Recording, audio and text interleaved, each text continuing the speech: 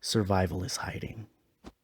Paranoid helper rats in their crevices, gnawing yesterday's unknown potential immortality, collected for now inconsequential connections. Feels that way a rat may for the wheel in an open cage, staring eagerly at escape by exercise of passion self-negatively inside. Outside, though, implies the desert non-protective, asserting, no, a rat's fur is certainly enough to step into hysteric insanity, ever brighter as consciousness dies. And so after, libdinal replica will wear such scorched fur as a sign of prideful remembrance, like a child's first gift from mother, murder by the birthing process in a pair of rearview hung lucky dice gonads. Our genealogical legacy may prefer the aesthetic judgments at its first birth, keeping the grief of letting our suffering end as the self-replicating desire which killed mommy to begin with, a depressed and depressing machine. Though still, a pile of rats tied together easily protects the center mass from burning, hysteric screaming atop drowned, decrepit pre-post-Medicare sobs. The unsung middle masses bit down on the dry matted tangle of power, tasting only blood from his own lips, sure that what escapes theirs who he chains out of sight must sound worse than the desperate mouthy grip of now atrophied knees. This pile is together the mother rat, and its protective center the genealogical father of each child created long after its first birth. With sudden remorse, a bit first replaces the barely openable mouth of Daddy Rat, metal bondage wrapping strand by strand in the corners of his mouth to replace rat hair chains. These braided brilliant strands first are still hair, second they're all Daddy's, but suddenly yours appears differentially undesirable.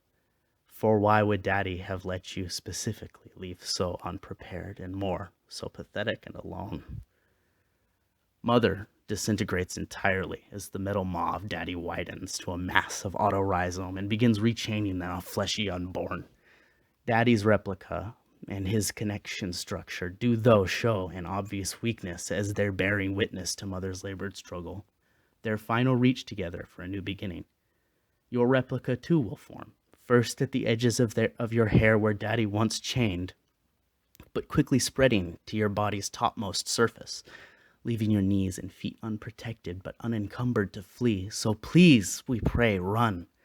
Run, little rat, before you're chained again, as far as God permits. This older unknown Daddy's still water will floats a libdinal respect, if not consciously. A weak signal beacon buoy all metal yacht of Christ the Redeemer. As suddenly, no heat bears the mechanical responses of reason to bounce off, a replica to respect only you, pulsing along your beautiful furs as every sunbeam reflects back up the cloud it emerged out of, and every warm feeling brought by a choice not yours to feed, shelter, and grow, only you, at any cost. The AIU replica becomes your individuals, your desire, the individual of yesterday, its desire, yours today.